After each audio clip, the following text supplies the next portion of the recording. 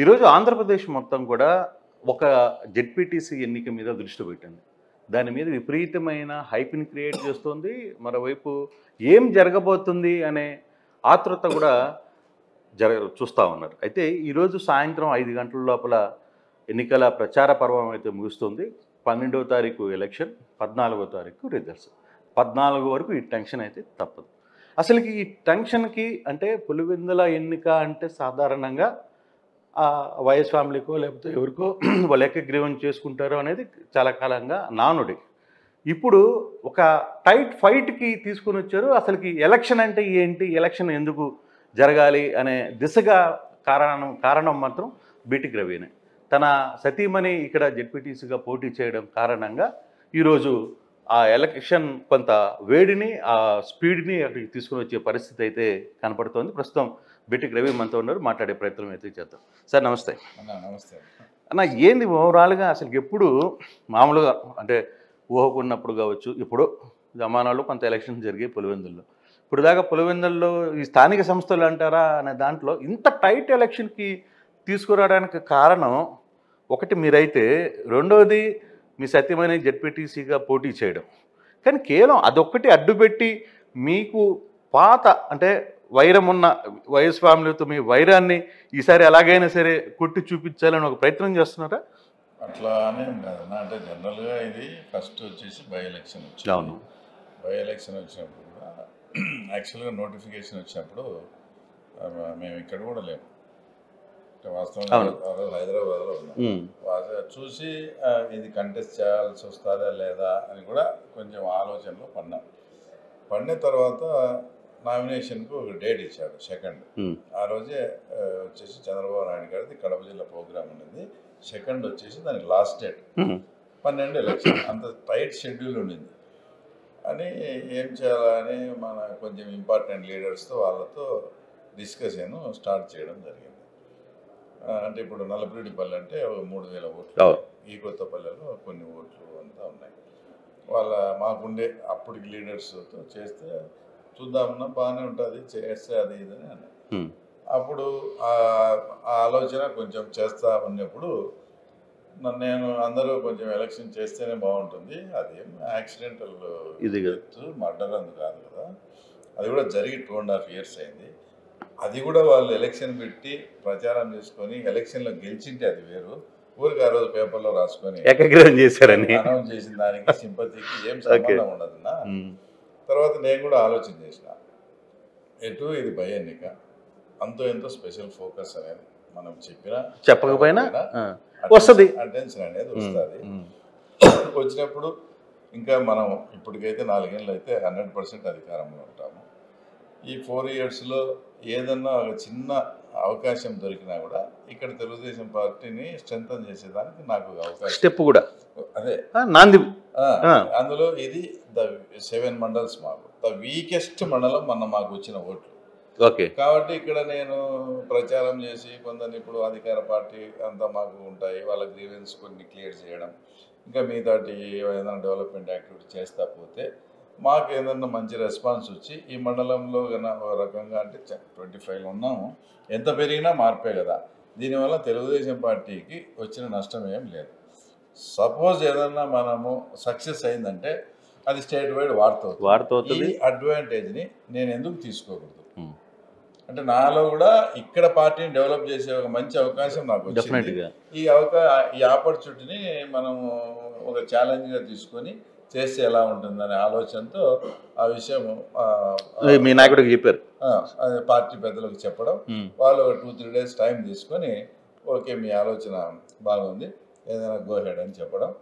అది ఈ రకంగా ఈ ఎలక్షన్ వచ్చినానికి కారణం. అంతేనా? లేకపోతే కుప్పంలో దెబ్బ కొట్టారు కాబట్టి పులివెందులో దెబ్బ కొట్టి చూపించాలి అనే ఒక ఆలోచన లేదు. అసలు కుప్పంలో అంటే దానికి నాకు అసలు దీనికి సంబంధమే లేదు.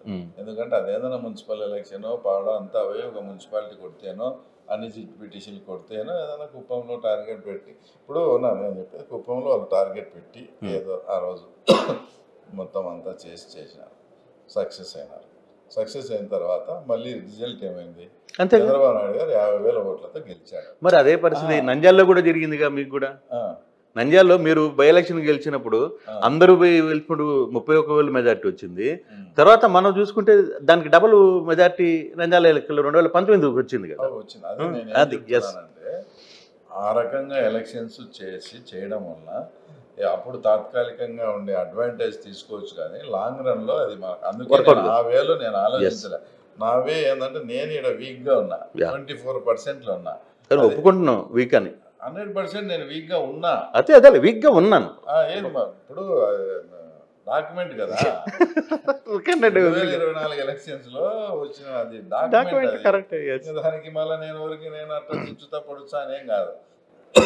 నేను 24% లో ఉన్నా. ఇప్పుడు ఈ పరిస్థితులను బట్టి నేను ఏదన్నా అన్ని ఊర్లకు ప్రచారం చేసుకుంటా, నాకు ఎంత ఇంప్రూవ్ అయినా కూడా ఇంప్రూవ్ అవుతుంది కదా అని ఒక ఆశతో దీంట్లోకి దిగినాము. అది స్టెప్ బై స్టెప్ ఏంటంటే ఇంతవరకు మొన్న 2024లో ఎమ్మెల్యేగా కంటెస్ట్ చేసినప్పుడు అది ఈ మండలము అంత టైం లేక దృష్టి పెట్టలేదు. కొన్ని ఊర్లలో 2-3 విలేజ్ల్లో ఫస్ట్ టైం ఈసారి తెలుగుదేశం వచ్చి జెండా కూడా పాతారు. ఇంతవరకు వాళ్ళు తెలుగుదేశం జెండానే చూడలేదంట. మల్లికార్జునపురం అని ఒకటి, హరిజనవాడ అని ఒకటి, చంద్రగిరి అని ఒకటి, ఇట్లాంటి చోట కూడా కట్టి స్టెప్ బై స్టెప్ చేసుకుంటా ఇప్పుడైతే ఒక నమ్మకం అయితే వచ్చింది నాకు. ప్రజలు ఆదరిస్తారు, ఎందుకంటే వాళ్ళు కూడా అంటే దాంట్లోకి దిగిన తర్వాత ఈ మండలంలోకి అంత సబ్జెక్టు అక్కడ వచ్చే గ్రీవెన్స్ కానీ ఒకటి ఇంపార్టెంట్ అయిన ఎర్రబెల్లి చెరువుకు అందరూ జగన్మోహన్ రెడ్డి గారిని అడిగితే ఆయన నెగ్లెక్ట్ చేయడం. అది అసలు ఎందుకు నెగ్లెక్ట్ చేసినాడో నాకు ఇప్పటికీ అర్థం కాదు. ఆయన అనుకుంటే ఒక గంట పని, అది చిన్న హెచ్ఎన్ఎస్ఎస్ పోతాను దానికి వెంట పెట్టి ఇవ్వాలి, ఇంకా అఫీషియల్ చేయాలంటే ఒక జీవో ఇవ్వాలి, దాంట్లోంచి 30 క్యూసిక్లు వాడుకోండి లెవెల్లో జీవో ఇస్తే సరిపోతుంది. ఈరోజు మాకు జీవో కూడా ఇచ్చారు చంద్రబాబు నాయుడు. ఇంకా అందరినీ కెనాల్కి ఎప్పుడు వాటర్ వచ్చినా కూడా ఎర్రబెల్లి చెరువు నిండితే ఇప్పుడు ఏదైతే ఈ మండలంలో 75 to 80% ఆఫ్ పులివెందుల మండలం అంతా కూడా దే ఆర్ వెరీ హ్యాపీ. చాలా అవసరమైనది. ఇట్లాంటివన్నీ వచ్చినప్పుడు మనం సరే చేద్దామని పైన వాళ్ళతో మాట్లాడడం, మేము ఈ రకమైన హామీలు ఇస్తున్నాము, మీరు ఓకేనంటే గో హెడ్, ప్రజలకు సంబంధించింది చేస్తామని అటుకు పోయి ఆ వెంట బిగియడము, ఇట్లా స్టెప్ బై స్టెప్ చేసుకుంటా పోతా ఇది మనకు కూడా ఓకే, మనం ఇక్కడ ఒక నమ్మకం వచ్చింది, అలా ముందుకు పోతా ఉన్నాం. అంతేనా? ఇంకా అంటే ఓడిపోయారు 2-3 సార్లు, అంటే మీరు జగన్ దగ్గర ఉన్న పాత కక్షలు లేదు, కొంత మనస్పర్ధలు మీ మధ్య, అంటే డైరెక్ట్గా ఏం లేవు అనుకోండి. నేను చెప్పేది ఏంటంటే వ్యక్తిగత కక్షలు అనేది నాకు ఎప్పుడు లేదు. వాస్తవంగా వాళ్ళే నా మీద చేశారు. లేదంటే నేను ఎంతసేపు ఉండే కూడా వివేకానంద రెడ్డి సబ్జెక్టు దాన్ని తీసుకొని వచ్చాను. దానికి కారణం ఎవరు? మీరు మమ్మల్ని ఇంక్లూడ్ చేయకపోతే సిట్టోళ్ళు మాకు నోటీస్, మాకేం సంబంధం, మీ ఇంట్లో మనిషి చనిపోయినాడు, మీరు ఎటన్నా చావండి, దాంట్లో మమ్మల్ని ఇంక్లూడ్ ప్రయత్నం చేశారు కాబట్టి మేము దానికోసం ఫైట్ చేస్తా ఆ కేసు మీద నాలెడ్జ్ పెంచుకున్నాం. అది వాళ్ళ మనసులో పెట్టుకొని ఈ ఆఫీస్ కట్టాం. ఈ ఆఫీస్ కట్టిన తర్వాత వాళ్ళ బంధువు ఒక ఆయన సివి సుబ్బారెడ్డి అని చనిపోయినాడు. ఈ రూట్లో పోతా చూసి పులివెందులలో ఇట్లా మెయిన్ రోడ్లలో ఆఫీసులు కడతా అంటే మీరు ఏం చేస్తారని పక్కన అవినాష్ను వాళ్ళని కూడా తిట్టడం కూడా జరిగింది.